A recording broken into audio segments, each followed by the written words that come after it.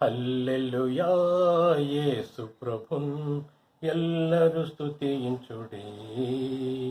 వల్లభుని చర్యలను తిలకించి స్తుతించుడి.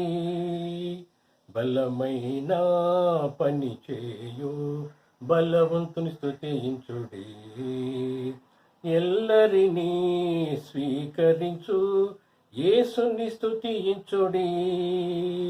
రాజుల రాజైన యేసురాజు భూజనుల నేలున్. హల్లెలూయా హల్లెలూయా దేవుని స్తుతించుడి. తంబురతోనూ వీణతోనూ ప్రభువును స్తుతించుడి. పాపమును రక్తముతో తుడిచెను స్తుతించుడి. బూరతోనూ తాళములన్ మ్రోగించి స్తుతించుడి. నిరంతరము మారాని యేసుని స్తుతించుడి. రాజుల రాజైన యేసురాజు భోజనుల నేలున్. హల్లెలూయా హల్లెలూయా దేవుని స్తుతించుడి. సూర్య చంద్రులారా ఇల దేవుని స్తుతించుడి. హృదయమును వెలిగించిన యేసుని స్తుతించుడి. అగ్ని వడగళ్ళారా మీరు కర్తను స్తుతించుడి. హృదయమును ఛేదించిన నాథుని స్తుతించుడి. రాజుల రాజైన యేసురాజు భూజనుల నేలున్. హల్లెలూయా హల్లెలూయా దేవుని స్తుతించుడి. అగాధమైన జలములరా దేవుని స్తుతించుడి. అలలవలే సేవకులు లేచిరి స్తుతించుడి. దూతలరా పూర్వభక్తులరా దేవుని స్తుతించుడి. పరమందు పరిశుద్ధులు ఎల్లరూ స్తుతించుడి. రాజుల రాజైన యేసురాజు భూజనుల నేలున్. హల్లెలూయా హల్లెలూయా యేసుని స్తుతించుడి. హల్లెలూయా యేసు ప్రభున్ ఎల్లరు స్తుతించుడి. వల్లభుని చర్యలను తిలకించి స్తుతించుడి. బలమైన పని చేయు బలవంతుని స్తుతించుడి. ఎల్లరినీ స్వీకరించు యేసుని స్తుతించుడి. రాజుల రాజైన యేసురాజు భూజనుల నేలున్. హల్లెలూయా హల్లెలూయా దేవుని స్తుతించుడి. దేవుని స్తుతించుడి. దేవుని స్తుతించుడి. హల్లెలూయా ఆమేన్. నేటి మన ధ్యానము కొరకు ఏర్పాటు చేయబడిన వాక్య భాగము మత్తయి సువార్త 13వ అధ్యాయము 31వ వచనము మరియు 32వ వచనం. మత్తయి సువార్త 13వ అధ్యాయము 31వ వచనము మరియు 32వ వచనం చదువుతున్నాం. ఆయన మరి ఒక ఉపమానము వారితో చెప్పాను. పరలోక రాజ్యము ఒకడు తీసుకొని తన పొలములో విత్తిన ఆవగింజను పోలి ఉన్నది. అది విత్తనములన్నిటిలో చిన్నదే గాని పెరిగినప్పుడు కూర మొక్కలన్నిటిలో పెద్దదై ఆకాశ పక్షులు వచ్చి దాని కొమ్మల యందు నివసించినంత చెట్టగును. దేవుడు తన పరిశుద్ధ వాక్యం మన వినికిడిలో దీవించుచున్నాడు.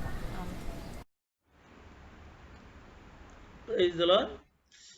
ప్రభునందు అత్యంత ప్రియులైనటువంటి ప్రభు బిడ్డలకు మన ప్రభు అయిన యేసు క్రీస్తు నామములో ఈ పునరుద్ధాన దినమందు మీకు అందరికి శుభములు ఆహ్వానము తెలియపరుస్తూ ఉన్నాను. యథావిధిగా ఈ యొక్క లాక్డౌన్ సందర్భంగా ఈ యొక్క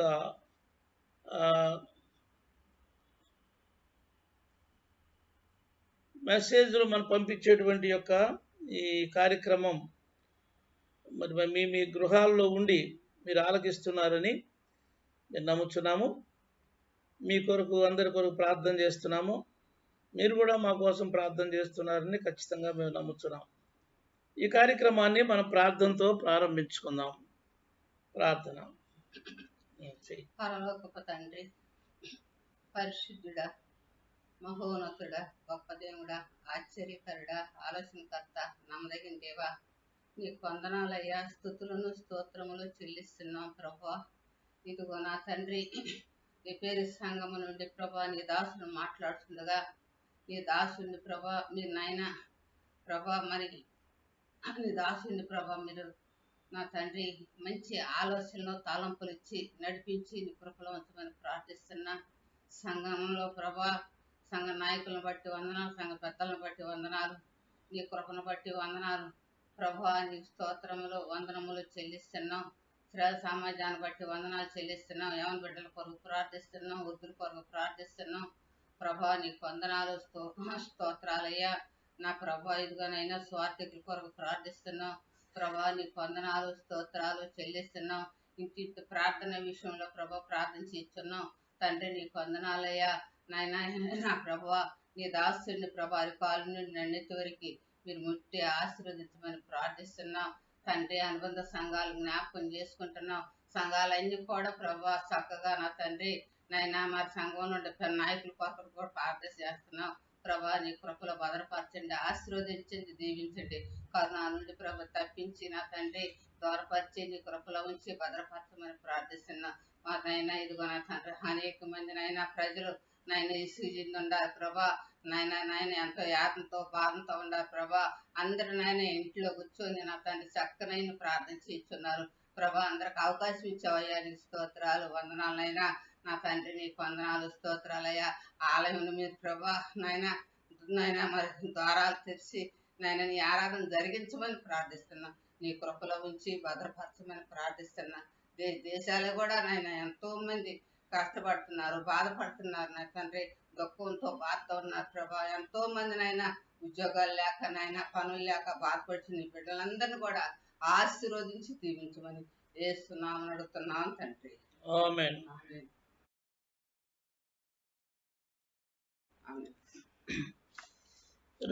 రండి యెహోవాను గూర్చి ఉత్సాహధ్వని చేయుదము. మన రక్షణ దుర్గమును బట్టి సంతోషగానము చేయుదము. కృతజ్ఞతార్పణలతో ఆయన సన్నిధికి వచ్చేదము. కీర్తనలు పాడుచు ఆయన పేరట సంతోషగానము చేయుదము. యెహోవా మహాదేవుడు, దేవతలందరికి పైన మహాత్యము గల మహారాజు.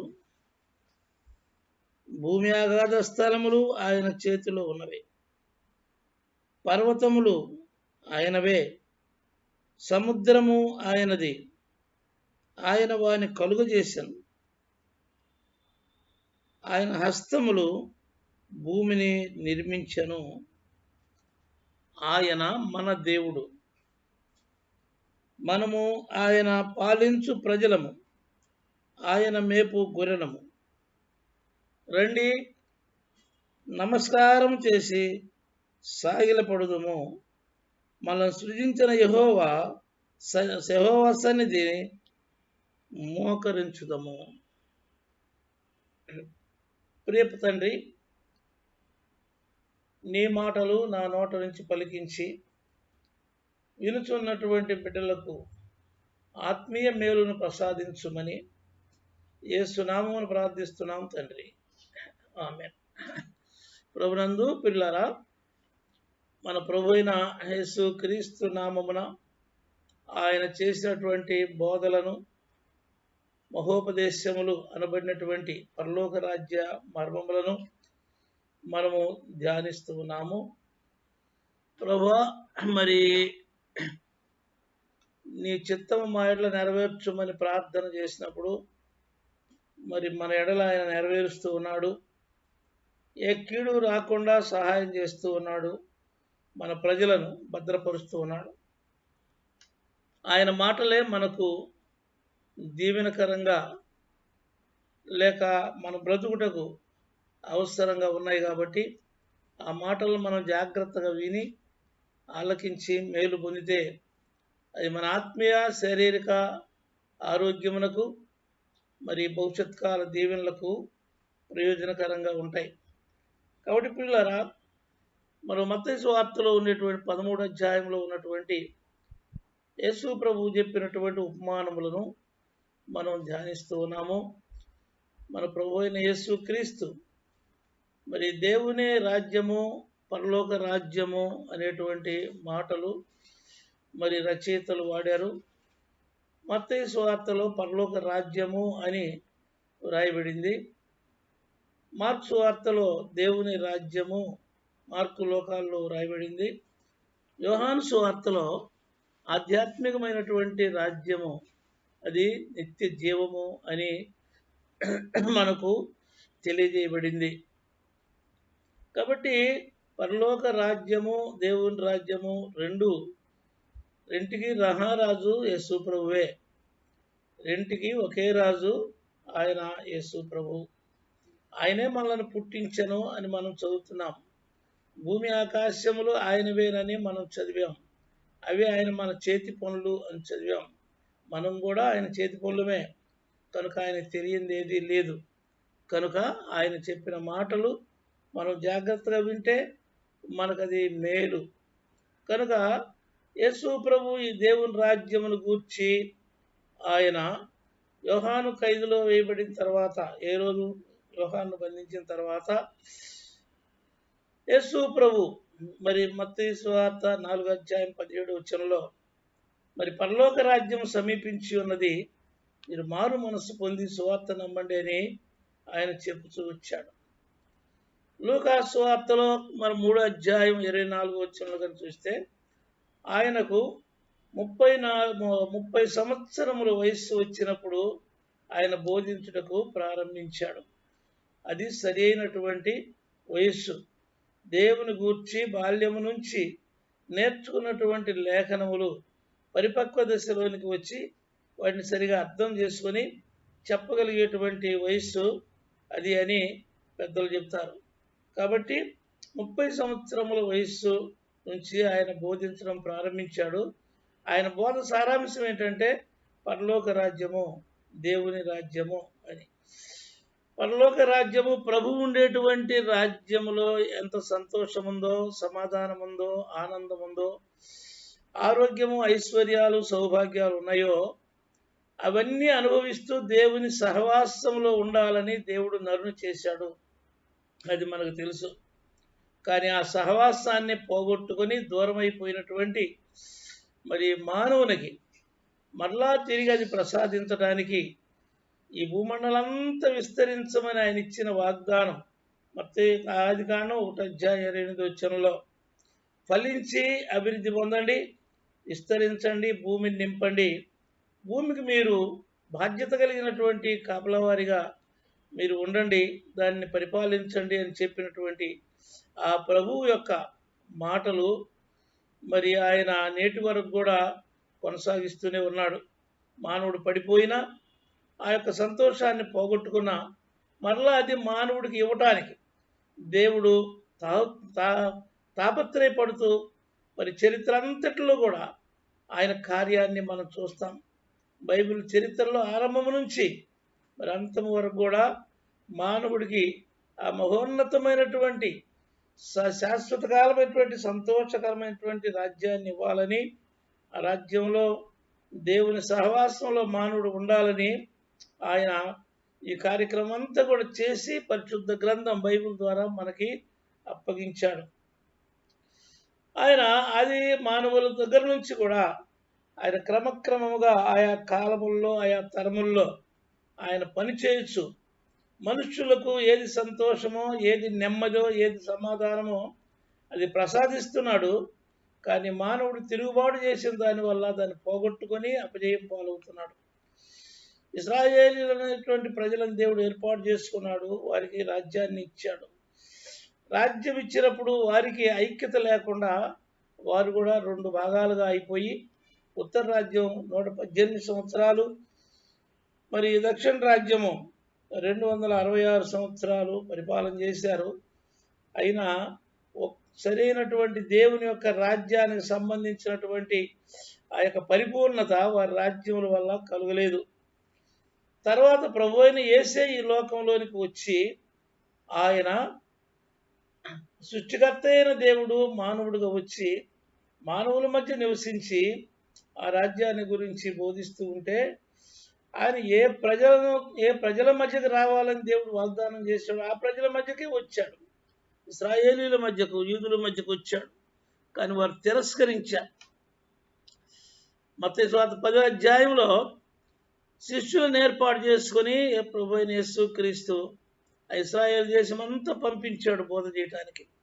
ఆయన తిరిగి వచ్చిన తర్వాత వారందరూ తిరిగి వచ్చి వారి యొక్క రిపోర్ట్ ఇచ్చిన తర్వాత ఆయన మరలా తిరిగి బోధించుటకు మరి ప్రారంభించినప్పుడు మత్తయి సువార్త 11వ అధ్యాయం 12వ అధ్యాయం వచ్చే అధ్యాయాలు మనం చదివితే అక్కడ ప్రభు చెప్పిన మంచి మాటలు వారు ఆలకించలేదు. ఆయన చేసిన అద్భుతాలను వారు ఘనపరచలేదు. ఆయన చెప్పే మాటలు ఎందు లక్ష్యం ఉంచలేదు. అంతా కూడా తిరుగుబాటు కనపడుద్ది. 11వ అధ్యాయం 12వ అధ్యాయం ఆ 2 అధ్యాయాలు కూడా సంపూర్ణంగా యేసు ప్రభువుని తిరుగుబాటు చేశారు. వారు ఏ యూదుల మధ్యకు ఆయన వచ్చాడో, ఎవరి కోసం ఆ రాజ్యాన్ని స్థాపించడానికి వచ్చాడో వారు తిరస్కరించారు. అందుచేత ఆయన ఈ లోకంలో రాజ్యం స్థాపించడానికి మరి వారే తిరస్కరిస్తే ఇక వేరే రాజ్యాల్లో స్థానం లేదు. అవన్నీ అన్ని రాజ్యాలు, దేవుడు నిరాకరించిన రాజ్యాలు. దేవుడు ఏర్పాటు చేసుకున్నటువంటి రాజ్యం ఇశ్రాయేలు రాజ్యం.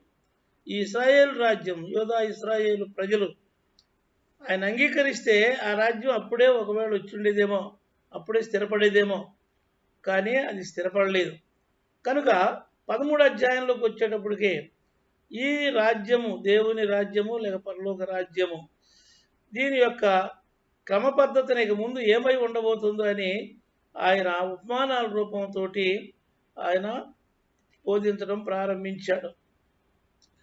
ఆ మొదటి ఉపమానములో మరి విత్తనములు చల్లినప్పుడు 4 స్థలముల్లో పడినట్టుగా మొదటి ఉపమానంలో మనం చెప్పుకున్నాం. ఈ 4 స్థలములు మరి విస్తారమైనటువంటి దేవుని యొక్క రాజ్యానికి సూచనగా ఉంది. దేవుని యొక్క రాజ్యము లోకమంతటా కూడా మరి యేసు ప్రభు రాకడతో ప్రారంభమైంది. కానీ దాన్ని స్వీకరించిన వారు కొద్దిమందే. 2వ ఉపమానంలో మరి దేవుని రాజ్యములో క్రైస్తవులని పేరు పెట్టుకున్నటువంటి వారు, దేవుని ప్రజలమని పేరు పెట్టుకునేవారు పేరుకు మాత్రమే దేవుని ప్రజలుగా ఉన్నారు. కానీ నిజముగా ఆయన హృదయంలో స్వీకరించిన వారు చాలా తక్కువ మంది. అంచేత మరి ఆ గోధుమలు గురువులు కలిసి, అంటే నామకార్థ క్రైస్తవులు హృదయపూర్వకంగా ప్రభువుని స్వీకరించిన వారు నామకార్థంగా అటు ఇటు కొట్టుకాడుతూ ఉండేవారు. అందరిని కలిసే ఉండేమన్నాడు. ఎందుకంటే తీర్పు దినం ఒకటి ఉంది. ఆ దినమున దేవుడు ఆ తీర్పు తీరుస్తాడని చెప్పి దాన్ని వదిలేశాడు. 3వ ఉపమానంలోనికి వచ్చేటప్పటికే 2 వచనాలు మాత్రమే అక్కడ రాయబడినాయి. మరి మత్తయి సువార్త 13వ అధ్యాయం 31-32 వచనాల్లో మరి ఆవగింజను కూర్చున్నటువంటి ఉపమానము అది చెప్పబడింది. ఆవగింజ అంటే చాలా చిన్న గింజ. అది మేము మా పొలాల్లో ప్రతి సంవత్సరం చల్లుతాం. అవి మహా అయితే 1 మీటరు, 1.5 ఎత్తు కంటే ఎక్కువ పెరగవు. పాలస్తీనా దేశంలో దాదాపు 3 మీటర్ల వరకు పెరుగుతాయని చెప్తారు. ఎంత పెరిగినా అది చిన్న మొక్కే కానీ చెట్టు కాదు. కానీ ఇక్కడ 2 పదాలు వాడబడినాయి, చెట్టు అనేటువంటి మాట. ఇది ఈ మొక్క ఎదిగినప్పుడు గుబురుగా ఒక మహావతి చిన్న చిన్న పిచ్చుకలు ఉంటాయేమో కానీ పెద్ద పక్షులు ఉండటానికి వీలు లేదు. పక్షులు వచ్చి గూళ్ళు కట్టుకున్నాయని ఆ ఉపమానంలో చెప్పాడు. పక్షులు అనేటువంటి మాటను మనం అర్థం చేసుకోవడానికి బైబిల్లో ఉండే మాటలే మనం వాడుకోవాలి. బైబిల్లో ఉండే పదాలను బైబిల్తో మనం సరిచూసుకుంటే మనకు కరెక్ట్గా మరి దేవుని యొక్క వాక్యానికి సరిపోద్ది. ఇక్కడ పాత నిబంధనలో మరి యెషయా గ్రంథంలో మరి పక్షి తూర్పు నుంచి క్రూర పక్షిని రప్పిస్తున్నానని చెప్పి మరి ఆనాటి ప్రజలకు చెప్పాడు. క్రూర పక్షి అని వాడాడు. అది మరి ఇర్మియా గ్రంథంలో 12వ అధ్యాయంలో పొడలు గల పక్షి అని వాడాడు. ఏంటంటే శత్రువు, ఇశ్రాయేలీయుల మీదకి వచ్చే శత్రువుల గురించి ఎలాంటి వారు అని చెప్పడానికి అలాగా ఆ పక్షుల గురించి చెప్పాడు. ఎస్కే గ్రంథంలో మరి నానా విధములైనటువంటి పక్షులు అని చెప్పాడు. నానా విధములైన అదే ఎస్కే గ్రంథంలో మరి 30వ అధ్యాయంలో ఆకాశ పక్షులన్నీ వచ్చి గుండు కట్టుకుని అన్నాడు. ఈ మొత్తం మీద ఈ పక్షులు అనేవి అబ్రహాము బలి అర్పించినప్పుడు కూడా పక్షులు వచ్చి వాలినప్పుడు తోలివేశాడు అని ఉన్నది. ఇక్కడ మొదటి ఉపమానములో పక్షులు అని చెప్పబడినటువంటి ఆ మాటకు అవి సైతాను శక్తులకు మరి దయ్యాలకు సూచనగా అక్కడ మనం అర్థం చేసుకోవాలా. మా 13వ అధ్యాయం 4వ వచనం 19వ వచనంలో అని వ్రాయబడిన పక్షులు అక్కడ దయ్యాలకు సూచనగాను సైతానుకు సూచనగాను ఉన్నాయి. ఇక్కడ పక్షులు ఇవి దేవుని యొక్క రాజ్యాన్ని ఎదిరించేటువంటి, చెడగొట్టేటువంటి మరి ప్రజలుగాను మరి యొక్క శక్తులుగాను సంస్థలుగాను మనం అర్థం చేసుకోవచ్చు. ఈ రెండు మాటలే చిన్న ఉపమానమే, కానీ మన ప్రభువు అయినటువంటి యేసుక్రీస్తు మాట్లాడిన మాటలనే మనం అవగాహన చేసుకుంటే దాన్ని బట్టి మనం సరి అయినటువంటి అర్థము మనం చేసుకోవచ్చు. కాబట్టి ప్రభునందు ప్రియమైనటువంటి దేవుని బిడ్డలారా, ఇక్కడ పక్షులు దేవుని యొక్క రాజ్యమును చెడగొట్టేటువంటి ఆ యొక్క చెరుపు చేసేటువంటి వారికి గుర్తుగా మనం అర్థం చేసుకోవచ్చు. కాబట్టి ఈ యొక్క ఉపమానంలో ఆవగింజ అనేటువంటి మాట మనము చూస్తాం. ఆవగింజ లాంటి గింజ మన దేశంలో ఉంటుంది, అది మర్రి గింజ. మర్రి చెట్టు చాలా పెద్దది, వటవృక్షం అంటారు, పెద్ద వృక్షం. కానీ దాని గింజ చూస్తే ఆవగింజ అంతే ఉంటుంది, ఆవగింజ అంతే ఉంటుంది. కానీ చెట్టు చూస్తే మహావృక్షంగా ఉంటుంది, కానీ అది పైకి ఎదగదు. అది భూమి మీదకి ఆ చుట్టూ ఎదుగుతూ ఉంటుంది అన్నమాట. ఎదుగుతూ దాని ఊడలు కింద దిగుతాయి. కానీ ఆవగింజ రెండు ఒకే గింజగా ఉంటాయి. కానీ ఆవగింజ ఎందుకు వాడాడు ప్రభు అంటే అది అంత విశాలంగా ఎదగదు, అది కొద్దిదైనా కూడా, అంటే దేవుని యొక్క రాజ్యము సాత్వికమైనది, అది సమాధానకరమైనది, నెమ్మదిగా వ్యాపించేది. అటువంటి ఈ యొక్క దేవుని రాజ్య వ్యాప్తిలో మరి యొక్క పక్షులు వచ్చి ఉన్నాయి అంటే వ్యతిరేక శక్తులు వచ్చి చేరుతున్నాయి అని అర్థం చేసుకోవాలి.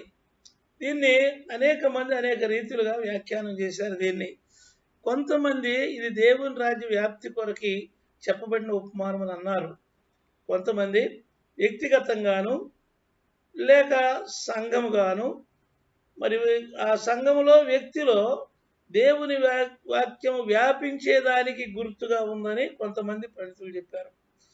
కొంతమంది ఏమన్నారంటే 2 తెస్సలోనిక పత్రిక 2వ అధ్యాయం 1 నుంచి 7 వచనాల వరకు చూస్తే అక్కడ ధర్మ విరోధమైనటువంటి వాడు, ధర్మ విరోధి అంటే ధర్మాన్ని ఎదిరించేవాడు, సత్యాన్ని ఎదిరించేవాడు ఒకడు వస్తాడు. వాడు వచ్చి నేనే యేసుక్రీస్తుని అంటాడు అనే అంతవరకు, అటువంటి స్థితి వచ్చేంతవరకు ఈ దేవుని రాజ్యం వ్యాపిస్తూ ఉంటుంది అనేటువంటి భావం కొంతమంది చెప్తారు. అది పండితులు చెప్పేటువంటి భావాలు నానా రకాలుగా ఉన్నాయి.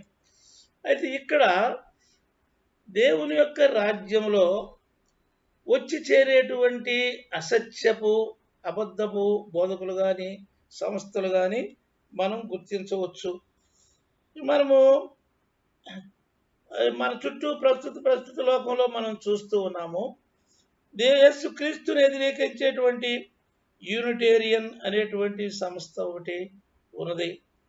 మరి క్రిస్టియన్ సైన్స్ అనేటువంటిది కూడా ఒకటి ఉంది. అది కూడా పేరు క్రిస్టియన్ సైన్సే కానీ క్రీస్తును వ్యతిరేకిస్తూ ఉంటుంది.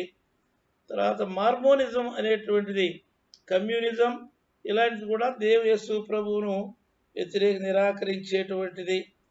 తర్వాత యెహోవా సాక్షులు అనేటువంటి వారు కూడా బైబిలే ఉపయోగిస్తారు, కానీ క్రీస్తును నిరాకరిస్తారు.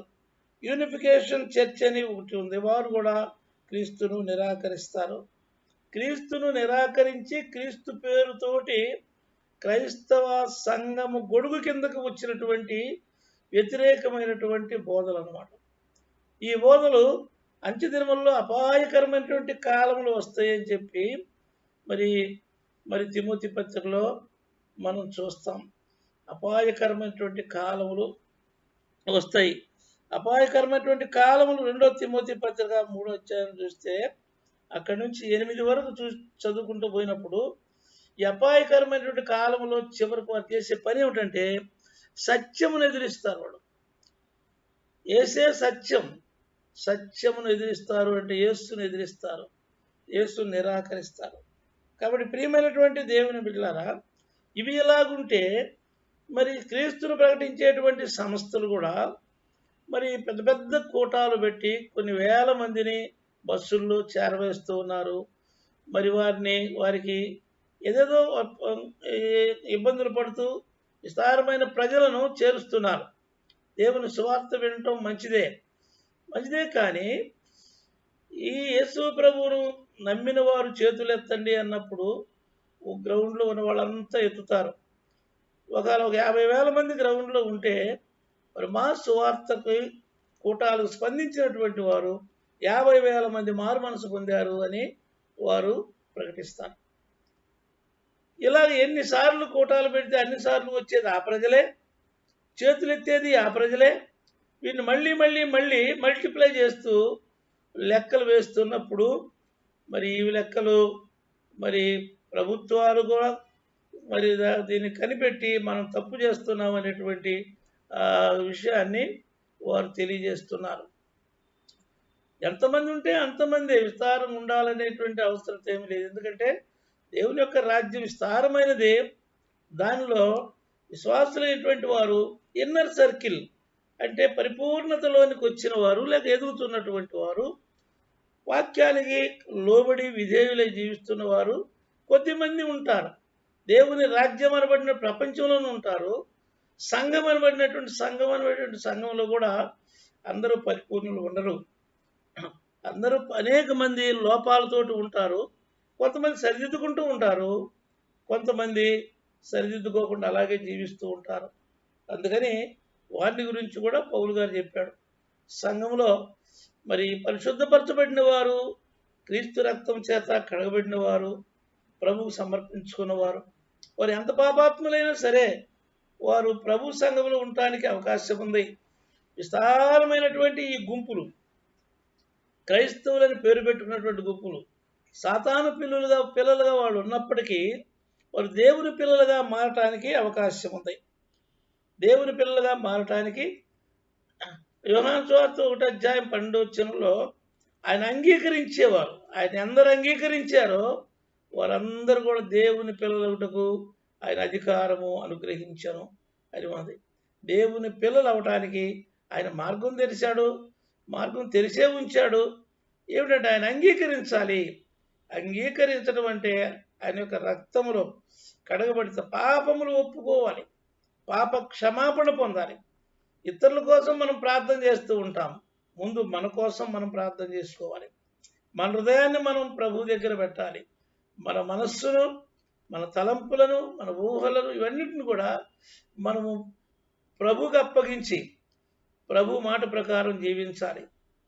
ఇక్కడ మన యొక్క దేశంలో కొంతమంది చెబుతారు, అయ్యా 6 దొంగలను పట్టుకుంటే చాలు మన యొక్క జీవితం బాగుంటుంది అని చెబుతారు. ఎవరు 6 అంటే కామ, క్రోధ, లోభ, మోహ, మద, మాత్సర్యాలు అని మన యొక్క భారతదేశంలో మరి ఈ పరిచయమైనటువంటి మాటలు అంటే పాపాలు అన్నమాట. పాపాలను పట్టుకోవడానికి ప్రాక్టీస్ చేయాలని చెప్తారు. ఏం ప్రాక్టీస్ చేయాలి? శరీరాన్ని అదుపులో పెట్టుకోవాలి, మనస్సును అదుపులో పెట్టుకోవాలి. ఇవన్నీ కూడా ప్రాక్టీస్ చేయటం ద్వారా వస్తుందని చెప్తారు. కానీ ప్రభు ఏం చెప్తున్నాడంటే అవి మీ చేత కాదు, మీరు కంట్రోల్ చేసుకోవడం చేత కాదు. అపోస్తులైన పౌలు అన్నాడు, అయ్యో ఈ మరణకరమైనటువంటి ఈ శరీరాన్ని దీని నుంచి ఎవరు నన్ను రక్షిస్తారు అన్నాడు. యేసు ప్రభు తప్ప రక్షించేవారు లేరు. ఆయన రక్తము చేత కడగబడిన వారు మాత్రమే, ఆయన పరిశుద్ధాత్మ శక్తి ద్వారా పాపాన్ని జయించే శక్తి, కోరికలను అదుపులో పెట్టుకునే శక్తి, మనస్సును స్వాధీనంలో ఉంచుకుని దేవుని వైపు మళ్లించే శక్తి పరిశుద్ధాత్మ ద్వారా దేవుడు మనకు అనుగ్రహిస్తాడు. కాబట్టి అటువంటి వారు సంఘంలో ఓ ప్రత్యేకమైనటువంటి విశ్వాసులుగా ఉంటారు. కాబట్టి ఈ విస్తారమైనటువంటి లెక్కకు సంబంధించినటువంటి విస్తరణ అది లోకానికి చెప్పుకోవడానికే కానీ ప్రభువుకి ఇష్టమైంది కాదు. కాబట్టి ప్రియమైన దేవుని ప్రజలారా, మరి ఈ లోకంలో మరి నీతిమంతులు ఎవరు లేరని ఆనాడే మరి 1వ రాజుల గ్రంథం 8వ అధ్యాయం 46వ వచనంలో సొలొమోను తన ప్రార్థనలు తెలియజేశాడు. ఈ లోకంలో పాపము చేయని వాడు ఒక్కడు కూడా లేడు అన్నాడు. ఒక్క యేసు ప్రభు తప్ప ఎవరు లేరు. ఋషులు కానీ మునులు కానీ మంచి మంచి మరి సత్ప్రవర్తన కలిగినటువంటి గొప్ప గొప్ప పేర్లు గాంచిన వారు ఉన్నారు, గొప్పవారే వాడు. కానీ పాపము లేనివాడు అనేటువంటి మాట వచ్చినప్పుడు ఒక్కడు కూడా లేడని చెప్పి అక్కడ చెప్పబడింది. అదే ప్రసంగంలో 7వ అధ్యాయం 20వ వచనంలో కూడా పాపము చేయకుండా మేలును అనుసరించి జీవించేవాడు భూమి మీద ఒక్కడు కూడా లేడన్నాడు. అనేక చోట్ల ఉన్నాయి ఆ మాటలు. కానీ రోమాపత్రికలో 3వ అధ్యాయంలో 9వ వచనంలో మరి ఈ యొక్క ఆ పాపముల గురించి అక్కడ వర్ణిస్తూ ఆ కింద ఒక లిస్ట్ రాసుకుంటూ వస్తాడు. పాపము యొక్క లక్షణాలు రాసుకుంటూ వస్తాడు. వారి నోరు మంచిది కాదు, గొంతు మంచిది కాదు, మనసు మంచిది కాదు, హృదయం మంచిది కాదు, ఆలోచన మంచిది కాదు, ఇవన్నీ కూడా చెడిపోయినాయి. అయితే అటువంటి మనిషికి 23వ వచనంలోకి వచ్చేటప్పటికే ఆయన చెబుతాడు, ఈ పాపముతో ఉన్నటువంటి ఈ మనిషి యేసుక్రీస్తు ప్రభు కృప ద్వారా మనకు రక్షణ కలుగుతుంది. అది ప్రభు బిడ్డలు అవటానికి ఉన్న అవకాశం. కనుక రోమా 3:23లో ఆయన మనలను ఆయన కృప ద్వారా మళ్ళీ ఆయన బిడ్డలుగా చేసుకున్నాడని రాయబడింది. అది 5వ అధ్యాయంలో కూడా రోమపత్రిక 5వ అధ్యాయంలో కూడా మన పాపులమై ఉన్నాము, మనం శత్రువులమై ఉన్నాము, మనం దేవునికి దూరస్తులమై ఉన్నాము, అన్ని పరిస్థితుల్లో కూడా దేవుడికి దూరమై ఉన్నప్పుడు యేసుక్రీస్తు అనేటువంటి రక్షకుని ద్వారా మనము విమోచింపబడుతున్నామని మన అక్కడ చెప్పబడింది. కాబట్టి ప్రియమైనటువంటి దేవుని బిడ్డలారా, దేవునికి సమర్పించుకున్నటువంటి వారికి, నిజంగా క్రైస్తవులుగా కాని వారికి అనేకమైన భేదములు ఉంటాయి. క్రీస్తు ప్రేమ అనేటువంటిది వారికి ఉండదు. అనేకమైన భేదాలతో, కులమత భేదాలు, భాషా ద్వేషాలు, ప్రాంతీయ తత్వాలు, విద్య, వైద్యం, ఆరోగ్యం అనేటువంటి వాటి విషయాల్లో కూడా మరి ఎంతో భేదాలు అనేకమైనటువంటి మరి కుళ్ళు, కుచితాలు, ద్వేషాలు, మరి ప్రమాదకరమైనటువంటి మనస్తత్వాలు కలిగినటువంటి మనుషులు మరి లోకంలో ఉన్నారు. అయితే ప్రభు బిడ్డలుగా మార్చబడిన తర్వాత వాటన్నిటిని శిలువ రక్తం చేత కొట్టివేసి ఆయన బహాటముగా మనలను దేవునితో సమాధానపరిచాడు. దేవునితో మనకు సమాధానం ఏర్పడుతుంది అన్నమాట. ఇంత గొప్ప కార్యం చేయగలిగింది ఒక యేసుక్రీస్తు ప్రభు రక్తం మాత్రమే. అందుకని 1వ యోహాను పత్రికలో 1వ అధ్యాయంలో 9వ వచనంలో అంటాడు, మన పాపములను మనము ఒప్పుకొనిన యెడల. ఇక్కడ ఒప్పుకోవటం చాలా అవసరం. చాలామంది ఎన్ని సంవత్సరాలు ప్రార్థన చేసినా నేను పాపినయ్యా, నన్ను క్షమించు అనే మాట వాళ్ళ నోట రానే రాదు. చాలామంది నేను గమనిస్తూ ఉన్నాను, నేను పాపిని ప్రభువా నన్ను క్షమించు అని అనరు. ఏదేదో మాట్లాడుతూ ఉంటారు, ఏదేదో చేస్తూ ఉంటారు. ఎక్కువసేపు ప్రార్థన చేసి అబ్బా బలి చేసే ప్రార్థన అంటారని అనిపించుకోవాలని చేస్తారు. కానీ యేసు ప్రభువు ఆయన కొండ మీద ప్రసంగంలో విస్తరించి మాట్లాడుట, అన్ని జనుల వలె విస్తరించి మాట్లాడవద్దన్నాడు. అన్ని జనులు విస్తరించి మాట్లాడతారు, దేవుడు లేని వాళ్ళు విస్తరించి చేస్తారు ఏదేదో. మీరు అలాగ ఉండకూడదు. మీ హృదయాన్ని దేవునికి అప్పగిస్తే మీకు కావలసిన ఏమిటో ఆయనకు తెలుసు. 6వ అధ్యాయం 33వ వచనం 34వ వచనం చదివితే మీకు కావలసినవి ఆయన తెలుసు. ఏమి తిందాం, ఏమి తాగుదాం, ఏమి ధరించుకుందాం అనేటువంటి చింతలు మీరు పడనవసరం లేదు. మిమ్మల్ని గురించి ఆయన ఆలోచిస్తున్నాడు. మీరు చింతపడాల్సిన అవసరం లేదు. మీరు చేయవలసింది ఏంటంటే మీరు దేవుని నీతిని, ఆయన రాజ్యమును ఎతకాలి. నీతిమంతుడైన ప్రభువును ఎతకాలి. ఆ ప్రభువును కలిగి ఉండాలి. ప్రభు బిడ్డలుగా మీరు మార్చబడాలి. అలాగే మీరు మార్చబడిన తరుణంలో మీకు కావలసిన ఆయన చూసుకుంటాడు. ఈ పనిలో మీరు ఉండాలి. నీతిని స్థాపించే విషయంలో, నీతి రాజ్యాన్ని నిలబెట్టే విషయంలో, దాన్ని ప్రకటించే విషయంలో, ఆయన రాజ్యం వ్యాప్తి చేసే విషయంలో ప్రతి విశ్వాసి పని కలిగి ఉండాలి. ఎవరి పని వాళ్ళు చేసుకున్నప్పుడు కూడా కొంత సమయాన్ని దేవుని కొరకు, కొంత ధనాన్ని దేవుని కొరకు ఖర్చు పెట్టి ఆయన రాజ్య విస్తరణలో పని కలిగి ఉండకపోతే రేపు ఈ రాజ్యం మూసివేయబడుద్ది. ఈ రాజ్యం మూసివేయబడినప్పుడు సైతాన్ అధికారం కింద మనము అణిగిపోవాల్సి వస్తుంది. కనుక ప్రతి ఒక్కరూ, ప్రతి విశ్వాసి, ప్రతి క్రైస్తవుడు దేవుని యొక్క రాజ్య విస్తరణలో వేషధారణతో ప్రవేశించకుండా, వేషధారణ శక్తులతో కలవకుండా సంపూర్ణ సమర్పణ కలిగిన బిడ్డలుగా ఆ యొక్క రాజ్యవ్యాప్తి కొరకు ప్రయాసపడాలి. ప్రతి ఒక్కరికి పని ఉంది ఈ రాజ్యంలో. చాలామంది పాస్టర్ ఒక్కరిదే పని అనుకుంటారు. పాస్టర్ సంఘ కాపరత్వంలో, కాపరి పని చేయటంలో ఆ తన బాధ్యతను దాన్ని నిర్వర్తిస్తూ ఉంటాడు. స్వార్థ పని చేయటంలో, స్వార్థ అందించుటలో ప్రతి ఒక్కరూ పని కలిగి ఉండాలి. కొంత బోధకులుగా కొంతమంది ఉండొచ్చు, ఉపదేశకులుగా కొంతమంది ఉండొచ్చు, ప్రవక్తలుగా కొంతమంది ఉండొచ్చు. ప్రవక్తలు అంటే ఈ దినాల్లో కొంతమంది నేరుగా భయం లేకుండా ప్రవక్తలు అని చెప్పి ప్రకటించుకుంటున్నారు, టీవీల్లో కూడా చెప్పుకుంటున్నారు. ఏమో వారి యొక్క విశ్వాసమును గురించి ప్రశ్నించడానికి కాదు, కానీ ప్రవక్త అనేటువంటి యొక్క లక్షణములు, వారి గుణములు సరైనగా ఉన్నాయా లేవా చూసుకోవాలి. సరైనగా లేవో చూసుకోవాలి. నేను సెమినరీకి వెళ్ళక ముందు నేను ఒక మీటింగ్కి వెళ్ళి వస్తూ ఉన్నాను. ఉన్నప్పుడు ఒక ట్రైన్లో ఎక్కడానికి నేను అక్కడ నర్సాపురం దగ్గర నిలబడి ఉన్నాను. చాలాసేపటి నుంచి ఒక అతను నన్ను చూస్తున్నాడు. చూస్తూ నేను బండి ఎక్కాడు. ఎక్కిన తర్వాత నా ఎదురుగా కూర్చున్నాడు. చాలాసేపు చూసి బండి కదిలిన తర్వాత, అయ్యా, రాత్రి దేవుడు కలలో నేను చూపించాడు, దేవుడు నాకు చాలా ప్రవచనాలు కూడా చెబుతూ ఉంటాడు అన్నాడు. ఎందుకో నాకు అంత తెలివి, అంత వాక్య జ్ఞానం అప్పుడు ఆ రోజుల్లో లేదు. అయినా ఆ పరిశుద్ధాత్మ దేవుడు నాకు ఇచ్చినటువంటి వాక్యం ఏమిటంటే, కలలో నన్ను నీకు చూపిస్తే నిన్ను నాకు చూపించలేదు కదా దేవుడు. కొర్నేలికి పేతురును చూపించాడు, పేతురు కొర్నేలి చూపించాడు. అలాగే నీవు నన్ను కలుసుకుంటావని నన్ను చూపించలేదు కదా అని అన్నాను. నెక్స్ట్ స్టేషన్లో దిగిపోయాడు.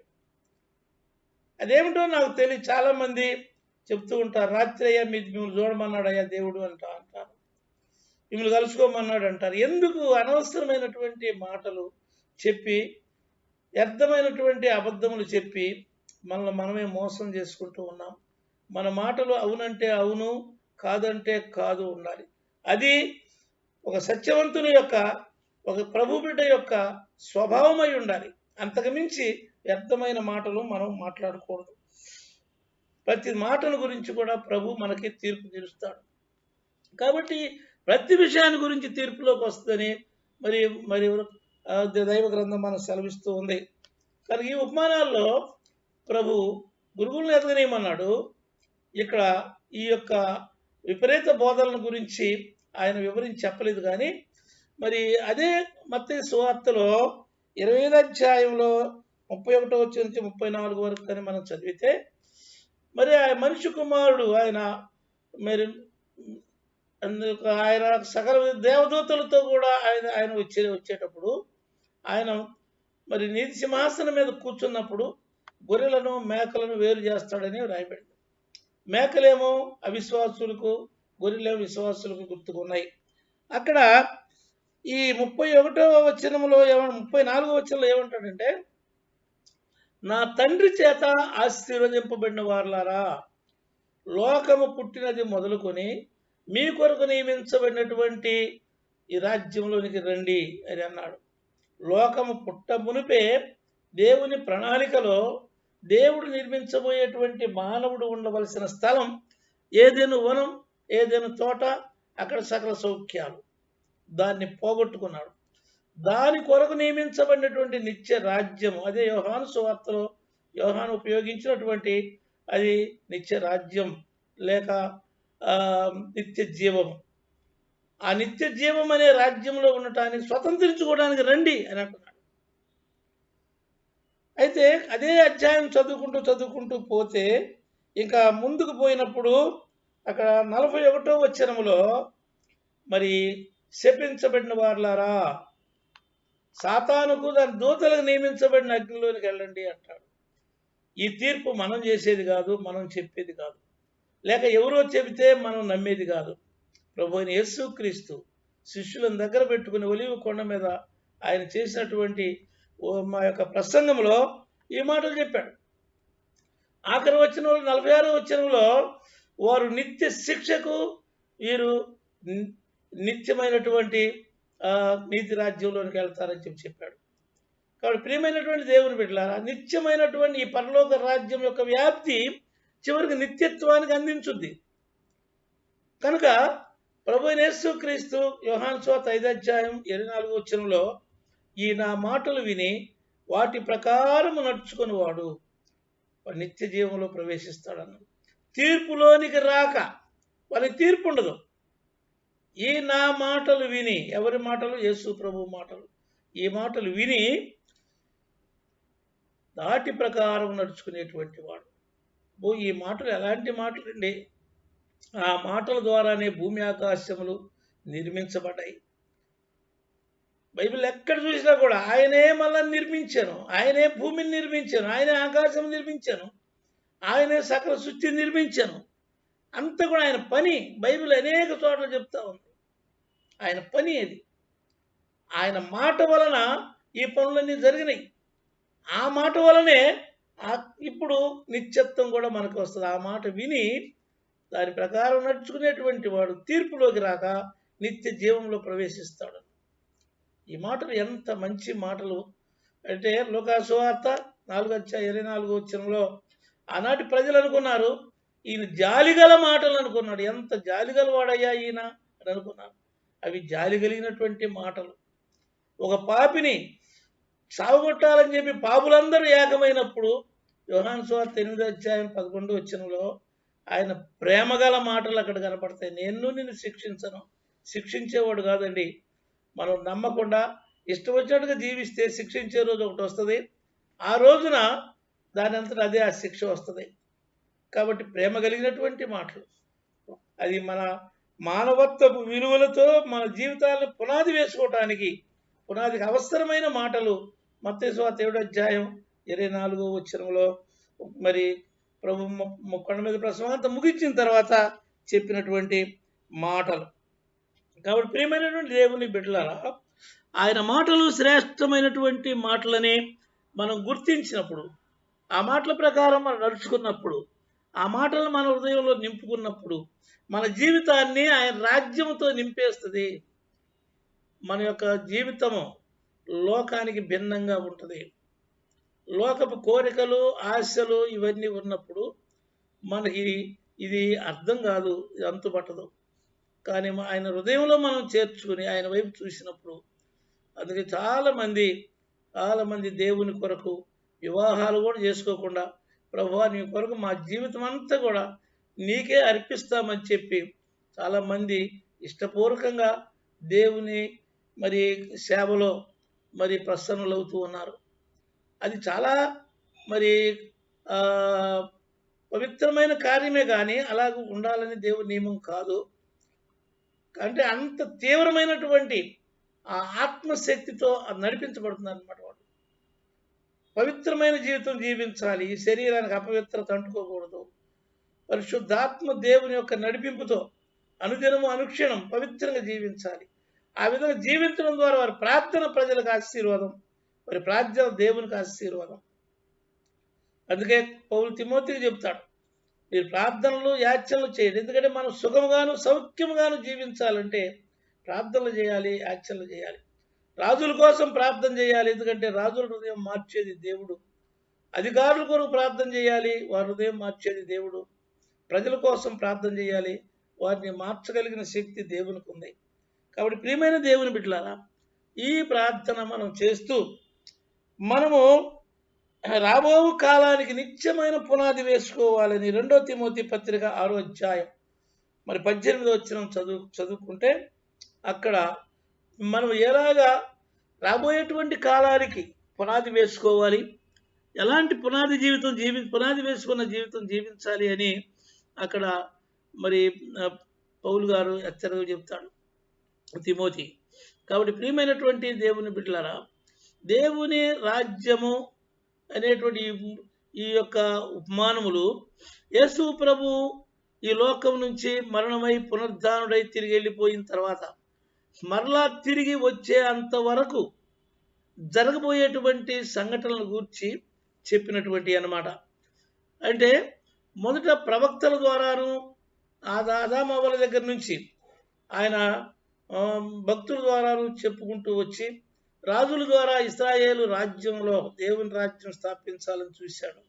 అది కుదరలేదు. వారి ప్రజల్లోనికే ఆయన వాగ్దానం చేయబడిన మెస్సీయాగా వచ్చాడు. వారు అంగీకరించలేదు. 11, 12 అధ్యాయాల్లో 13 అధ్యాయాలు ఈ మాటలు చెప్పాడు. కాబట్టి వారు అంగీకరించలేదు కనుక మరలా నేను వచ్చేదాకా ఈ స్థాయిల్లో ఉంటుంది దేవుని రాజ్యము అని చెప్పాడు. కాబట్టి మొదటి ఉపమానము లోకమంతా వ్యాపించి ఉన్న దేవుని రాజ్యాన్ని గురించి చెప్పబడినటువంటిది.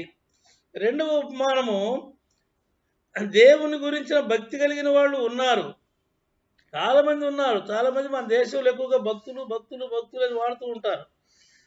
భక్తులైన వాళ్ళు వచ్చారండి, భక్తులైన వాళ్ళు వేలాదిగా వచ్చారు, కోట్లాదిగా వచ్చారు అంటారు. భక్తులు అనేటువంటి మాట నిజముగా దేవునికి ఇష్టమైంది ఉండాలంటే చెడుతనమును విసర్జించి అపవిత్రతను విసర్జించి పవిత్రులుగా మార్చబడిన వారే భక్తులు. చెడుతనమును విసర్జించిన వాడు భక్తుడైనా దేవునికి ఇష్టడు కాదు.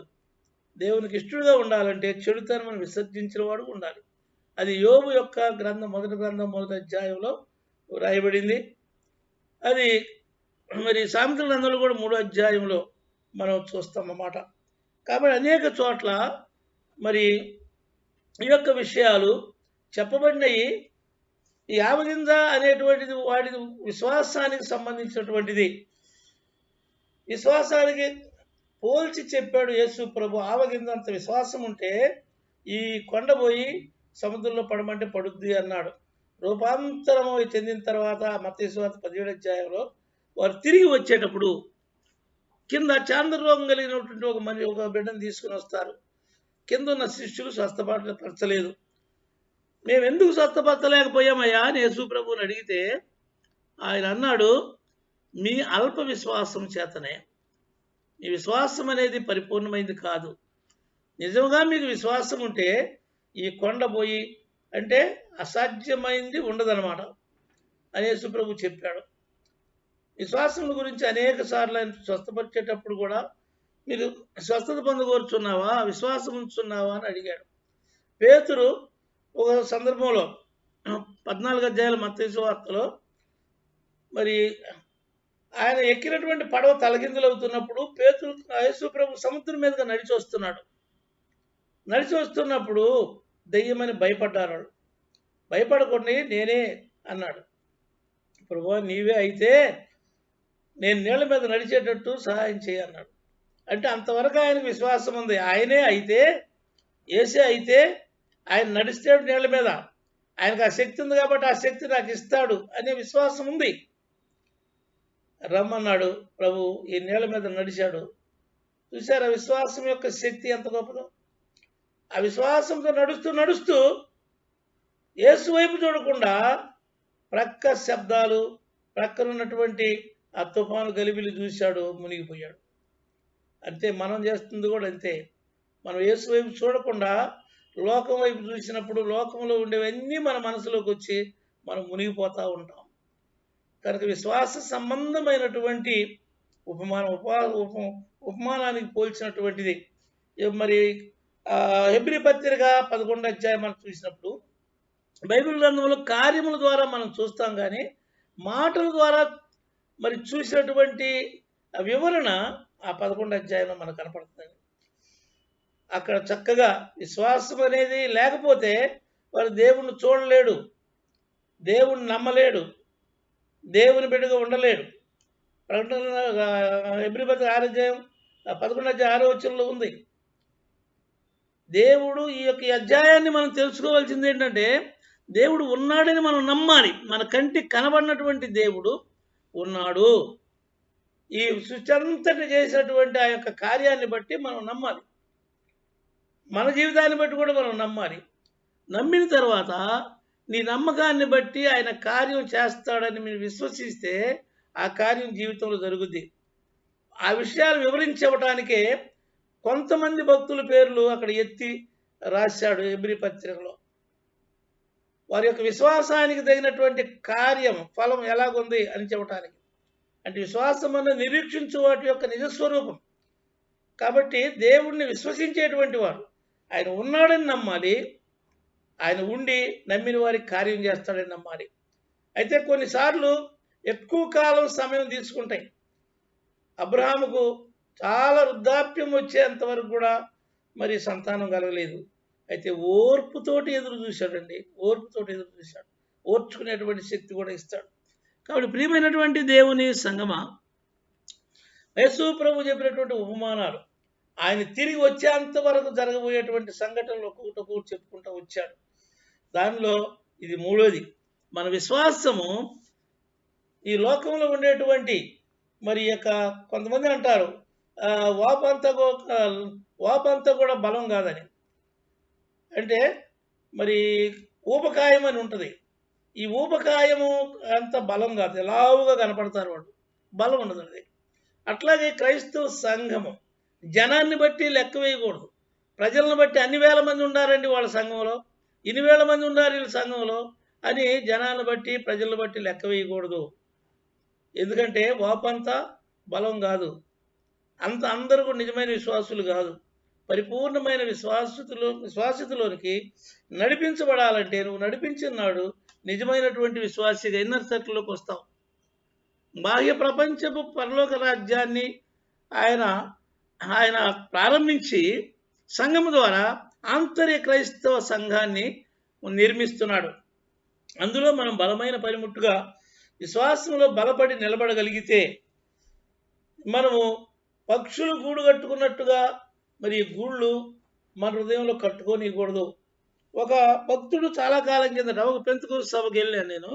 దానిలో ఆయన ఆ రోజుల్లో నా చిన్న వయసు చదువుకునే రోజుల్లో ఆయన ఒక ఉపమానం చెప్పాడు. ఆయన ఆ ఉపమానం నాకు గుర్తులేదు కానీ చెప్పి ఆయన ఏమన్నాడంటే, మన తల మీద పక్షుల్ని ఎగరనేయొచ్చంట. ఎన్ని పక్షులైనా సరే తల మీద ఎగరనేయొచ్చంట, కానీ తల లోపలికి రానియకూడదు అన్నాడు. అంటే మన పక్షులన్నీ కూడా పాపాలైతే ఆ పాపాలని మన ఆలోచనలోనికి రానియకూడదు, మన తలలోనికి రానియకూడదు.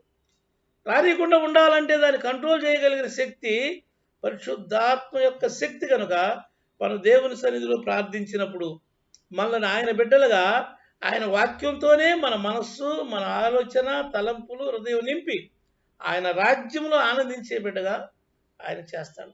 అట్టి స్థితి మనకు ప్రభు ప్రసాదించి సంఘంలో నిజమైన విశ్వాసిగా నిలబెట్టాలని నేను కోరుతూ ముగిస్తున్నాను. ప్రార్థన చేసుకున్నాం. ప్రేమగల మా పరలోకపు తండ్రి, నీ పరిశుద్ధమైన ఘననామానికి వందనాలు చెల్లిస్తున్నాం. ప్రభా, నీవు ఈ లోకంలో నుంచి ఆరోహణం వెళ్ళిపోయిన తర్వాత మరలా తిరిగి వచ్చేంత వరకు ఈ లోకంలో జరగబోయేటువంటి విషయాల గురించి మహోపదేశాలు ఈ యొక్క ఉపమానముల ద్వారా 13 అధ్యాయంలో చెప్పావు మత్తయి సువార్తలో. వీటిని అర్థం చేసుకోవడానికి మాకు శక్తి చాలదు.